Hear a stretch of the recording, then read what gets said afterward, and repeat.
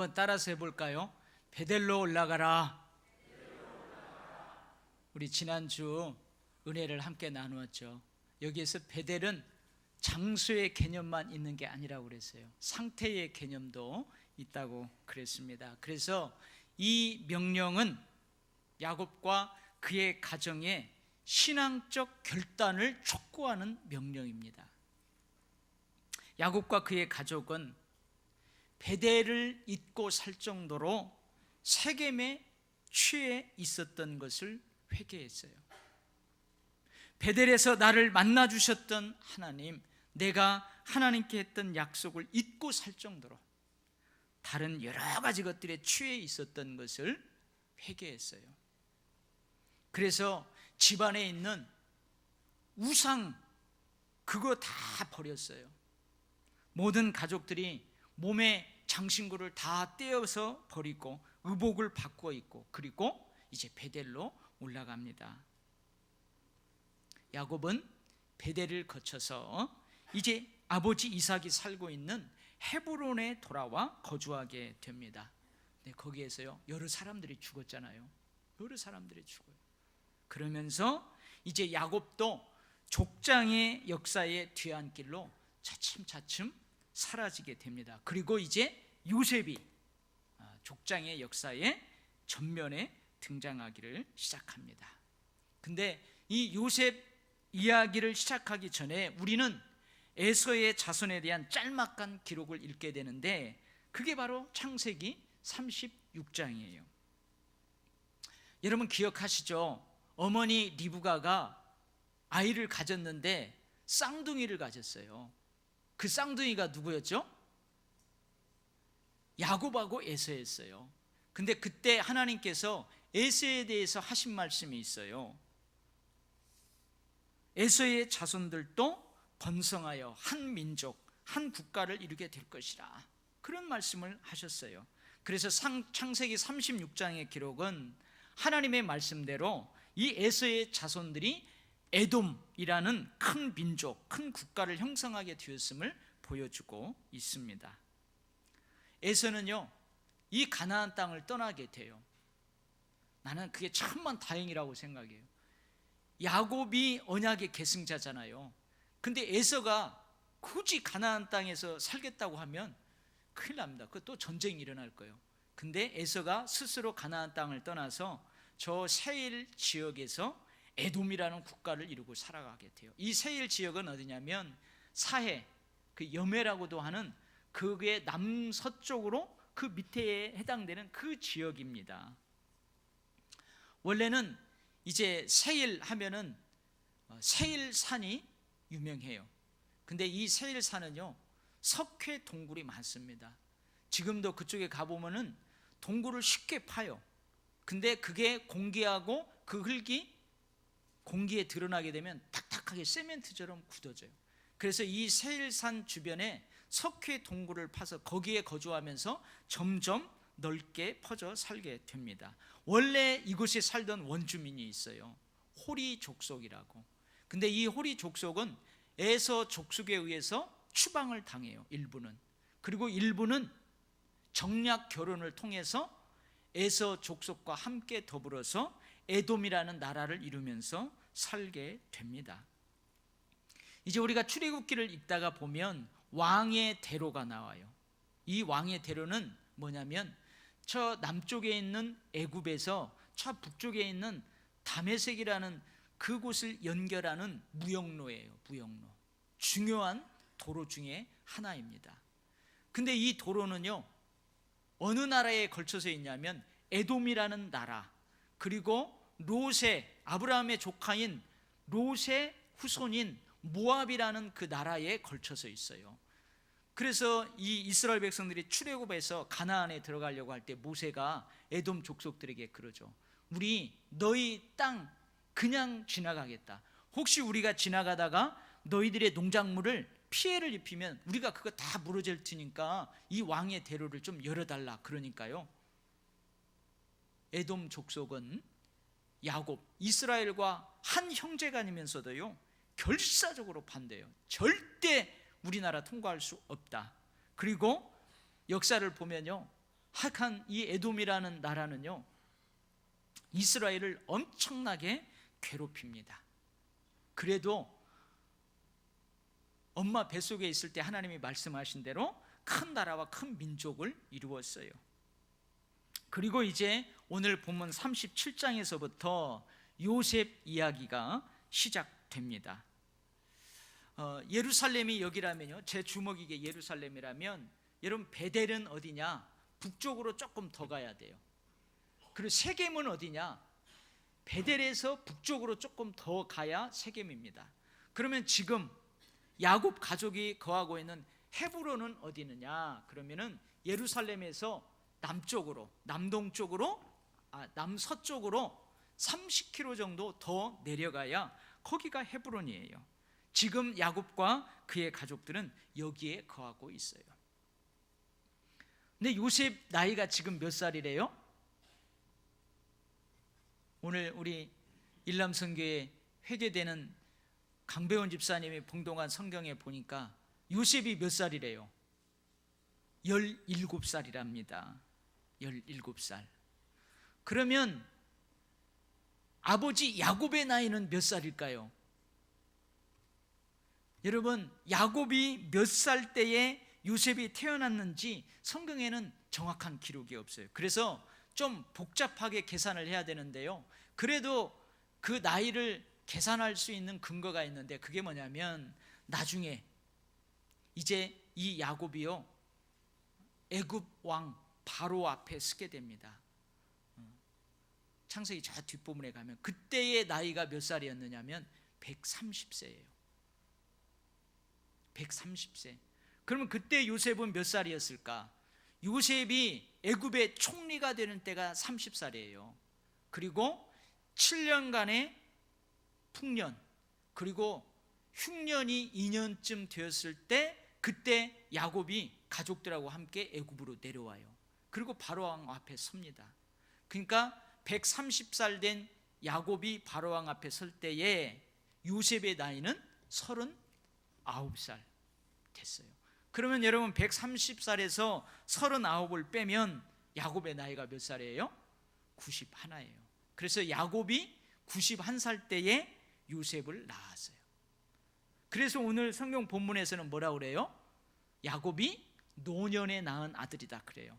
아브라함이 노년에 이삭을 낳은 것처럼 야곱도 노년에 요셉을 낳았어요.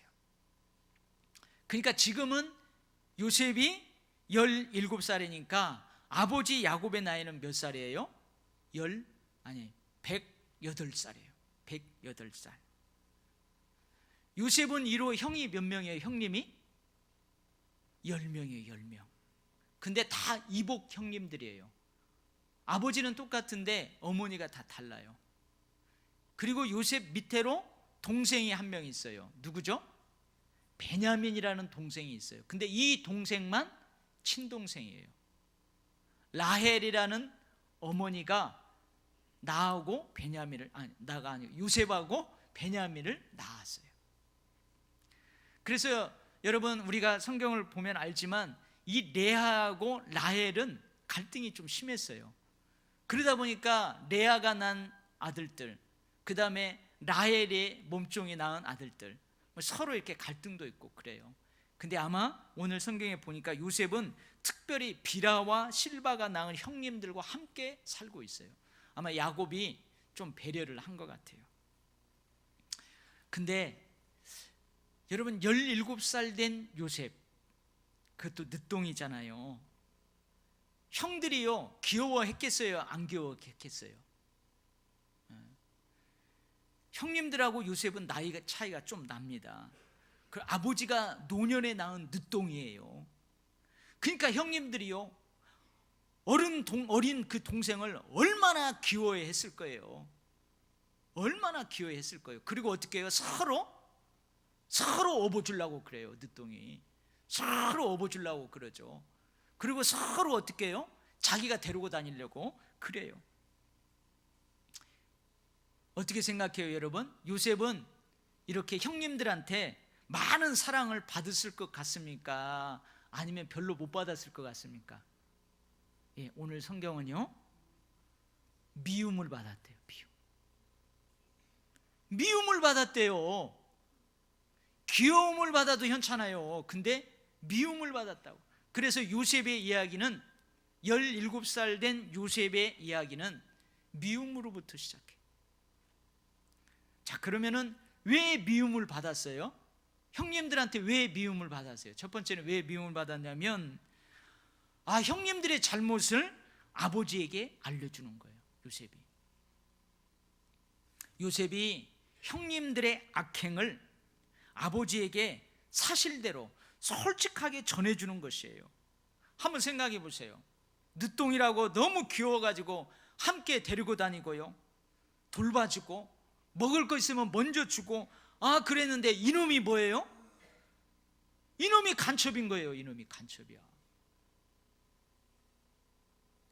형님들이 못된 짓을 하면 요셉도 거기 같이 동참을 해가지고 서로 공범이 돼야 되는데 요셉은요, 그 형님들의 악행, 못된 일에 동참하지 않는 거예요.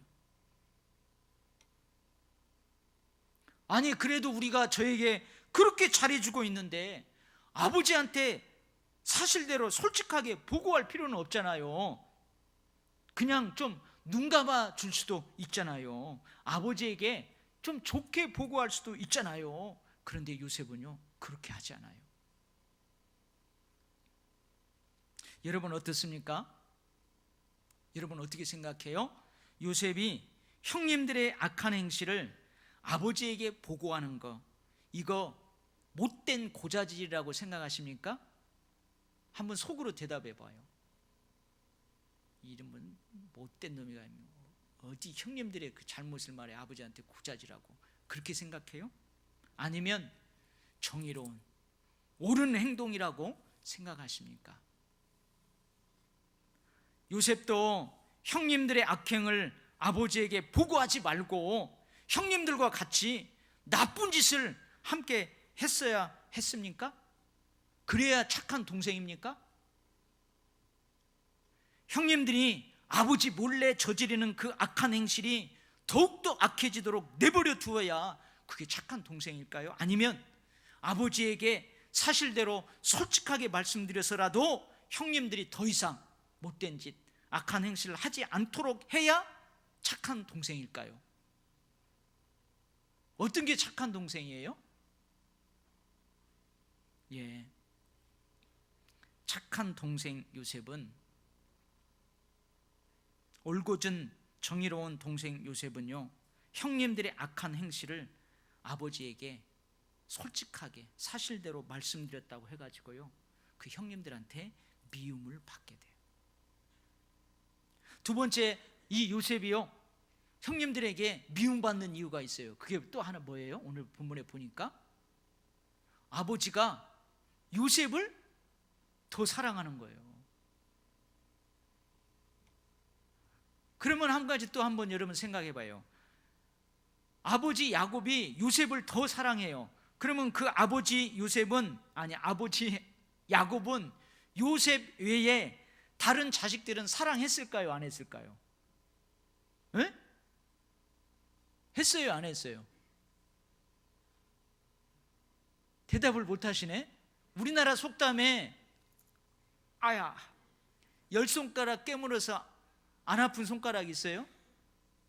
없어요. 그러니까 뭐예요? 요셉을 더 사랑한다고 해가지고 다른 아들들을 미워하는 게 아니에요. 너는 저주받으라, 너는 썩어 죽어라, 이 썩어 죽일 놈, 그런 게 아니에요.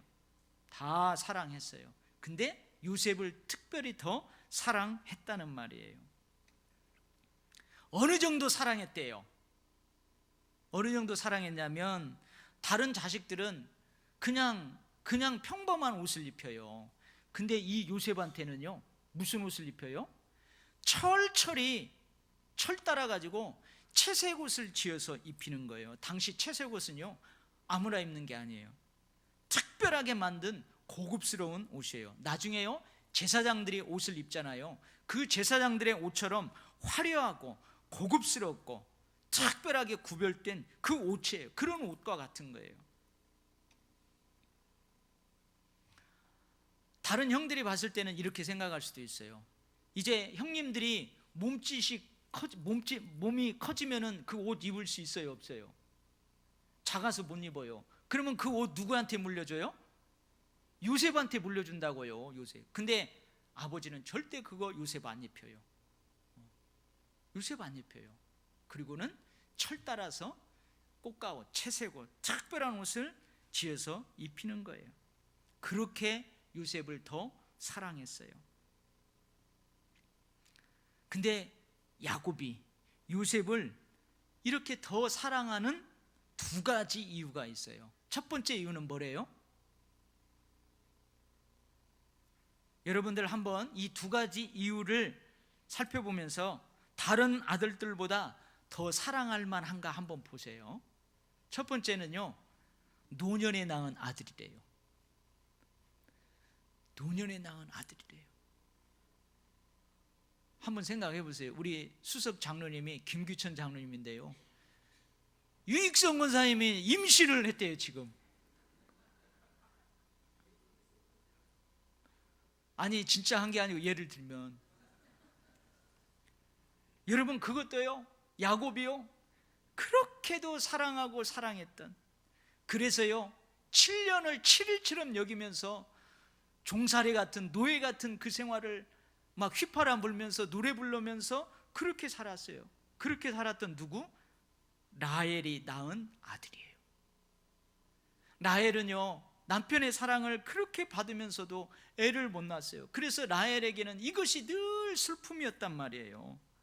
그런데 라헬이 아기 낳기를 간절히 바라고 기도하고 해서 낳은 아들이 누구예요? 요셉이에요. 요셉. 그러니요 아버지가 얼마나 사랑하겠어요. 아마 김규천 장로님 아마 퍼대기로 뒤에다 엎고요 주일날마다 와가지고 이러고 다니실 거예요. 얼마나 예뻐요. 그리고 지금 요셉의 어머니는 있어요, 없어요? 없어요. 먼저 천국 갔어요. 그러니까 얼마나 치근해요. 그래서 더 애지중지하지 않았겠습니까? 그래서 더 그렇게 사랑해요. 또 한 가지 이유는요, 오늘 성경에 보면 더 사랑함으로 이렇게 번역하고 있는 원래의 그 단어가 가지고 있는 의미에서 찾아볼 수 있어요. 여기서 더 사랑함으로 할 때 그 원래의 단어에는 어떤 의미가 있냐면 일정 기간 그 사람을 지켜봤다는 거예요. 야곱이 요셉도 지켜보고 다른 자녀들도 또 지켜봤는데 그 사람이 더 사랑받을 만한 행동을 해서 사랑하게 되었다. 선택적 사랑을 의미하는 거예요. 야곱이 요셉을 유심히 지켜보았다는 말이에요. 그랬더니요 다른 형제들하고는 다르게, 다른 아들들하고는 다르게 가장 신앙적이고 정의롭고 올바르게 행동하는 거예요. 그래서 야곱이 요셉을 더 사랑하게 되었다는 뜻입니다. 야곱은요 모든 아들을 사랑했어요. 그러나 다른 아들들하고는 다르게 요셉에게는 아버지가 더 사랑할 만한 그 무엇이 있었다는 말이에요. 그래서 요셉을 더 사랑했다는 거죠. 아버지가 요셉을 더 사랑하는 것을 보자요, 형님들이 요셉을 미워했대요. 더욱더 미워했대요. 근데 그 미움이 얼마나 컸을까요? 얼마나 컸냐면 성경에 기록되어 있어요. 그의 형들이 그를 미워하여 그에게 편안하게 말할 수 없었더라. 형님들이 요셉에게, 동생이에요, 17살 먹은 나이 어린 동생에게 편안하게 말할 수 없었더라. 이 말이 무슨 뜻일까요? 이걸 문자적으로 해석하면 이런 뜻이에요. 그들이 그에게 샬롬이라고 말하지 않았더라. 이 샬롬은 뭐냐면 그 히브리 민족들이 일상적으로 나누는 인사예요. 우리나라는 여러분 오늘 아침에 만날 때 어떻게 인사했어요? 안녕하세요 이렇게 인사했잖아요. 그리고 옛날에는 어떻게 해요? 어르신들 보면 진지 드셨습니까? 그래요. 그리고 어린 사람 보면 너 밥 먹었냐? 이게 우리나라 인사잖아요. 근데 그쪽은요 샬롬, 평안하십니까? 샬롬, 이게 일상적인 인사란 말이에요. 그러니까 무슨 말이에요? 일상적인 인사조차 건네지 않을 만큼 미워했다는 거예요. 여러분, 우리가 사람을 미워하면 뭐라 그래요? 꼴도 보기 싫다고 그러죠. 꼴도 보기 싫을 정도로 미워했단 말이에요. 진짜 미워했죠. 여러분, 인사 잘합시다. 아멘들을 별로 안 하시네요. 인사 잘 받읍시다. 네. 인사 잘하고 인사를 잘 받아야 오해하지 않아요. 저기 딱 오는데요, 딱 오다 인사도 안 하고 이렇게 가면은요, 저 사람이 나 미워하는가? 인사를 했는데도 인사 받지 않으면 저 사람이 나 미워하는가? 그래요. 여러분, 서로 오해 안 하도록 인사 잘 하시기 바랍니다. 아멘. 그런 의미에서 옆 사람한테 진지 드셨냐고 한번 물어봐요.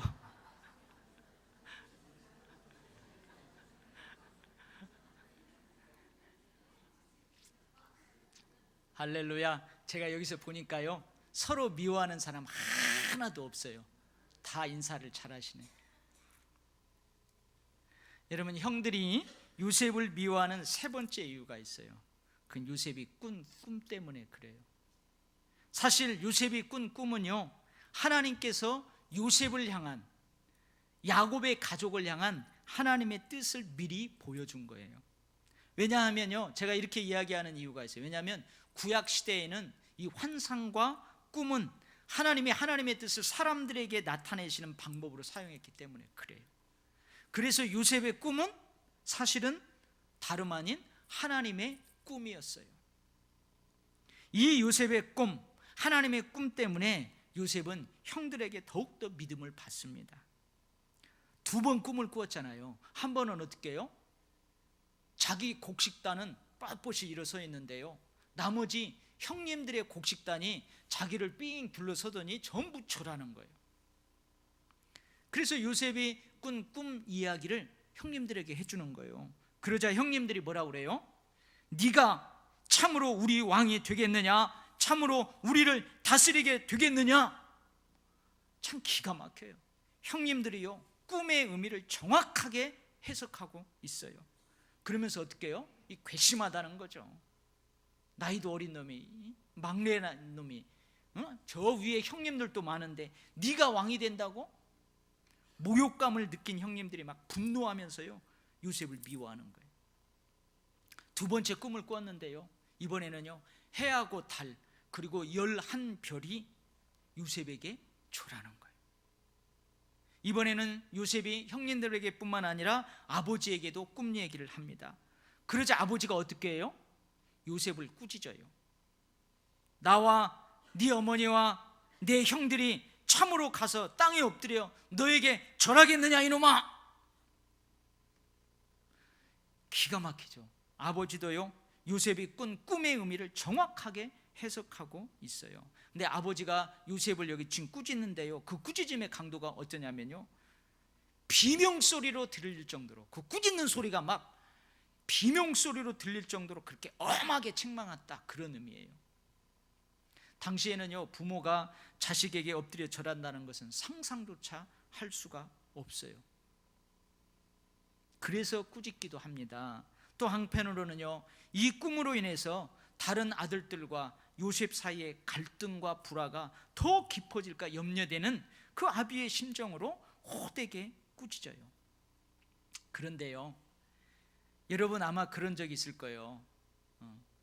여러분들이 한 5명의 자녀들을 낳았다고 봐봐요. 근데 요셉처럼 다른 애들 다 사랑하지만 요셉처럼 그 더 사랑하는 자녀가 있어요. 근데 이 녀석이 좀 실수를 했거나 잘못했다. 그러면은요, 안 꾸짖어주고 싶어요. 그것조차도 막 사랑해주고 싶어요. 근데 다른 자식들 보라고 어떻게 해요? 소리만 크게 내요. 나 이놈의 자식! 막 더 크게 소리 내고요. 너 안방으로 들어와. 그러고는 어떻게 하냐면, 내가 이거 매로 탁 책상을 때릴 테니까 너는 그때 아야 아야 하라고 막. 이걸 뭐라고 그래요? 헐리우드 액션이라고 그래요. 의도적으로 그러는 거예요. 근데 이 아버지의 꾸짖음이 좀 그런 성향이 있어요. 왜 그러냐면 11절 말씀에 그의 형들은 시기하되 그의 아버지는 그의 말을 간직해 두었더라. 아버지 야곱은요, 요셉의 꿈을 마음에 새겨놓고 두고두고 생각했다는 뜻이에요. 왜 그럴까요? 야곱 역시 베델에서 꿈을 통해서 자신의 앞으로의 일에 대한 하나님의 계시를 받았어요. 꿈을 통해 앞으로 자신의 삶에 대한 하나님의 축복의 약속을 미리 받았어요. 그러니까요, 야곱은요, 요셉의 꿈을 무시할 수 없었어요. 야곱은 요셉의 꿈을 하나님의 꿈으로, 하나님의 계시로 받아들였던 것이에요. 혹시 요셉이 이 꿈으로 교만해지지는 않을까? 혹시 이 꿈으로 다른 아들들과 요셉의 갈등이 깊어지고 서로 돌이킬 수 없는 불화가 생기지는 않을까 하는 그런 마음으로 호되게 꾸짖기는 했지만, 야곱은 요셉의 꿈을 마음에 간직해 두었어요. 그리고 제가 헐리우드 액션이라고 하는 또 다른 이유가 있는데요, 아마 여러분들도 다 그럴 거예요. 자식이 아버지인 나보다 더 잘 된다 하는데 이걸 싫어할 사람 있어요? 이 싫어할 부모가 있어요? 내 자식이요, 나보다 더 잘 된대요. 내 자식이요, 아따, 너는 네 아버지보다 믿음이 더 좋구나. 너는 앞으로 네 아버지보다 더 은혜와 축복을 크게 받을 거야. 아니, 자식이 아버지보다 더 잘 되라는 그 축복을 듣고 시기 질투할 부모 어디 있어요? 손 들어봐요. 하나도 없잖아요. 그래서 제가 헐리우드 액션이라고 하는 거예요. 어떤 분들은 아버지 야곱의 그 한쪽으로 치우친 사랑, 편애가 한 아들을 기쁘게 했지만 다른 10 아들은 슬프게 하고, 시기, 질투, 분노, 미움으로 다른 10 아들을 망쳐놓았다고 하는 분들도 있어요. 물론 한 가정에서 부모님의 그 치우친 사랑, 편애가 자식들 간의 갈등과 불화를 일으키는 경우가 분명히 있습니다. 부모님의 그 치우친 사랑이 다른 자녀들에게 평생 씻을 수 없는 깊은 상처를 남길 수도 있어요. 물론 부모 입장에서는 더 사랑할 만한 이유가 그 자녀에게 있어서 다른 자녀들도 사랑하지만 그 자녀를 더 사랑한다고 말할 수 있어요. 내가 이 자녀를 더 사랑한다고 해서 다른 자녀들을 미워하는 것이 아니다라고 말할 수 있어요. 그러나 부모님은 어떻게 해요? 진짜 조심해야 돼요. 더욱더 조심해야 될 줄 믿습니다. 아멘. 나는 똑같이 사랑한다고 하지만 자녀들의 입장에서는 편애한다고 생각할 수도 있어요. 그러니까 참 이게 어려운 거예요. 조심해야 돼요.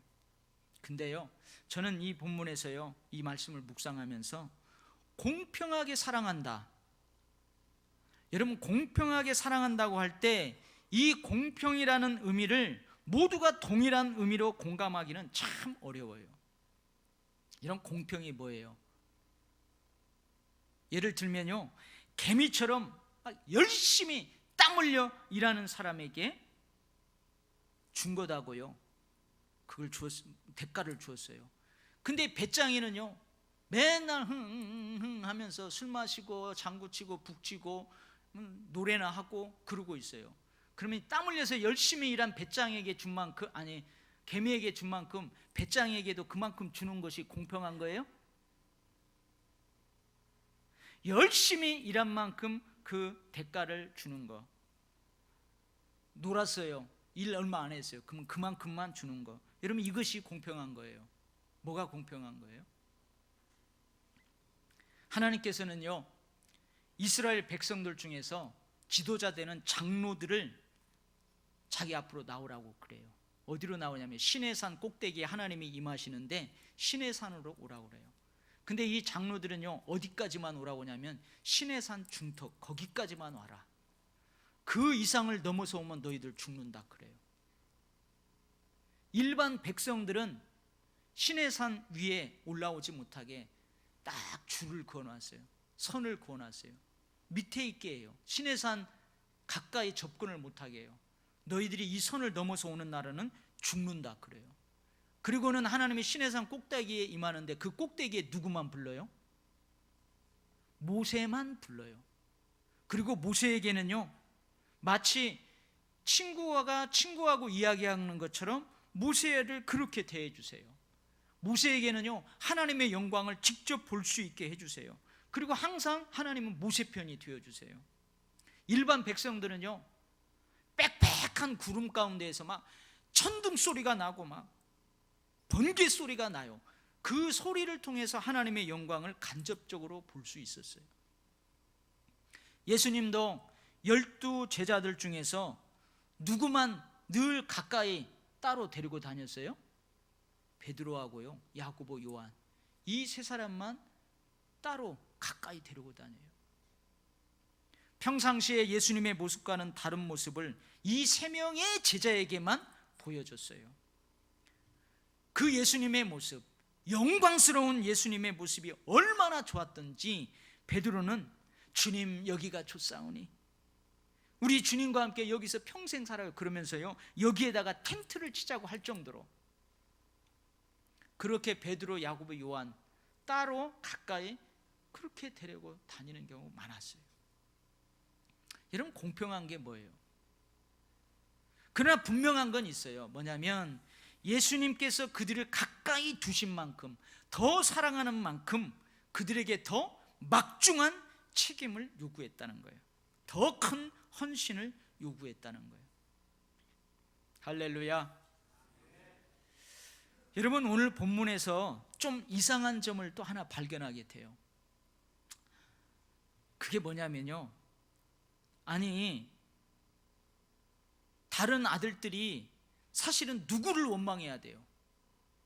누구한테 따져야 돼요? 아버지한테 따져야죠. 아버지, 왜 아버지는 요셉만 그렇게 끼고 살아요? 왜 요셉만 더 사랑하는 거예요? 그리고 어떻게 해요? 불평을 터뜨려도 아버지에게 쏟아내야지. 미워해도 아버지를 미워해야지. 아버지 왜 그러세요? 그러지 마요. 우리도 좀 채색옷도 좀 해주시고 좀 그렇게 해주세요. 아버지한테 따져야지. 근데 누구한테 지금 따지면서 누구한테 분노하고 누구한테 지금 누구한테 미움을 쏟아내요? 요셉에게요. 그 동생에게요. 이거 좀 이상하지 않아요? 여러분은 어떻게 생각하십니까? 저는요, 이 모습은요, 사람이면 누구나 가지고 있는 못된 마음이라고 생각해요. 여러분, 사람들이라면 누구나 가지고 있을 수 있는 이게 못된 마음이에요. 사람들은요, 나보다 더 사랑받는 사람을 못 견뎌야 합니다. 사람들은요, 나보다 더 은혜 받고 나보다 더 축복받고 나보다 더 사랑받는 사람을 못 견뎌해요. 사람들은요, 저 사람이 나보다 잘 되는 꼴을 못 본다고 그러잖아요. 나는 사람이라면 누구나 가질 수 있는 이게 못된 마음이에요. 못된 모습이라고 생각을 해요. 사랑해 주는 사람보다, 축복해 주는 사람보다, 은혜를 베풀어 주는 사람보다, 떡 하나 더 주는 사람보다, 여러분, 그 사랑을 받는 사람, 그 축복과 은혜를 받는 사람이 더 미워요.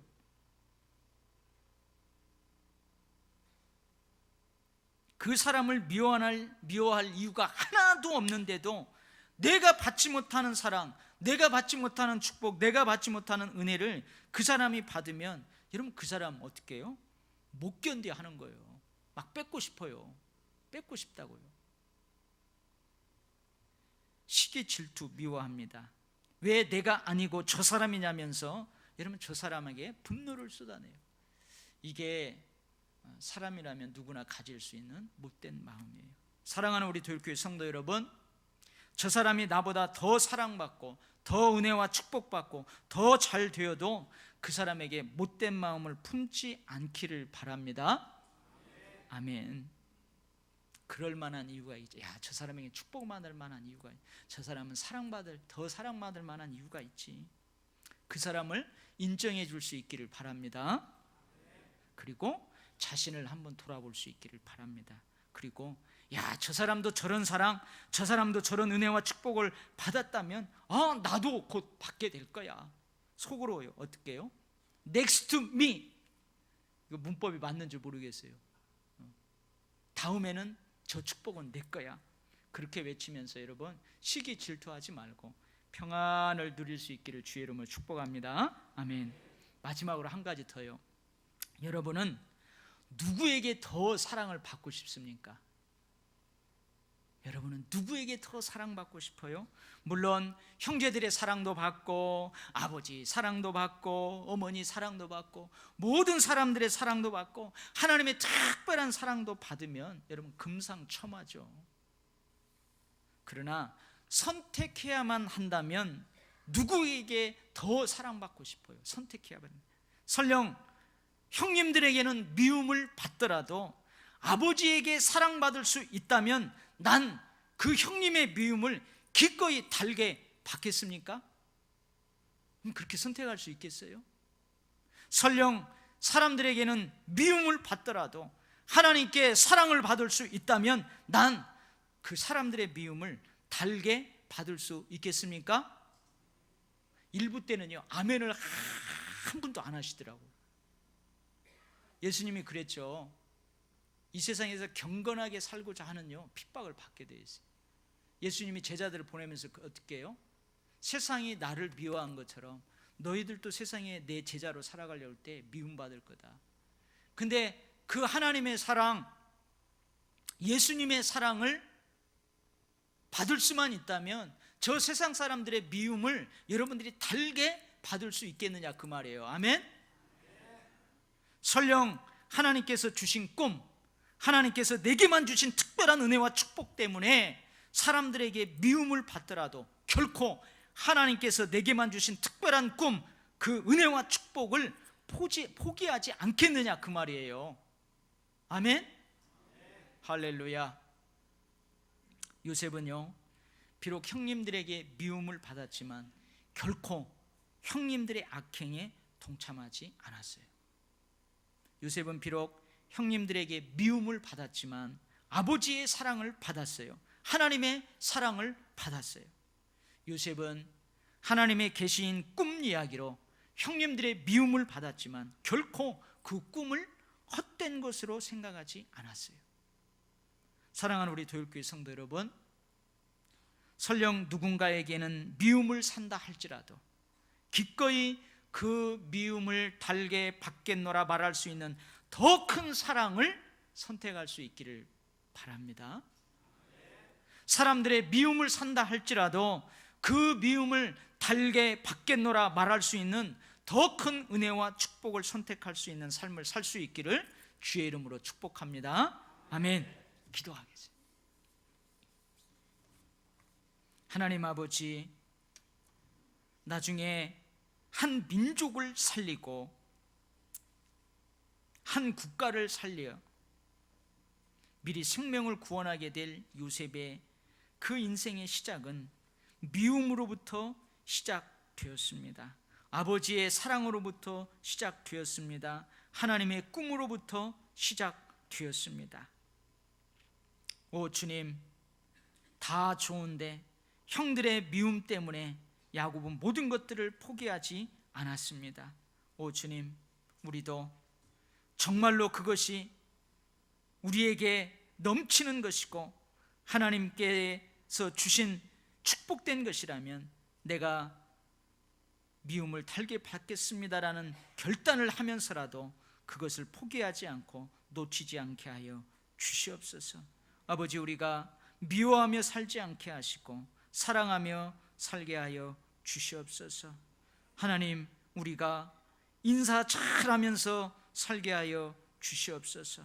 하나님, 우리가 하나님이 주신 꿈을 가슴에 품고 살게 하여 주시옵소서. 예수님 이름으로 기도하옵나이다. 아멘.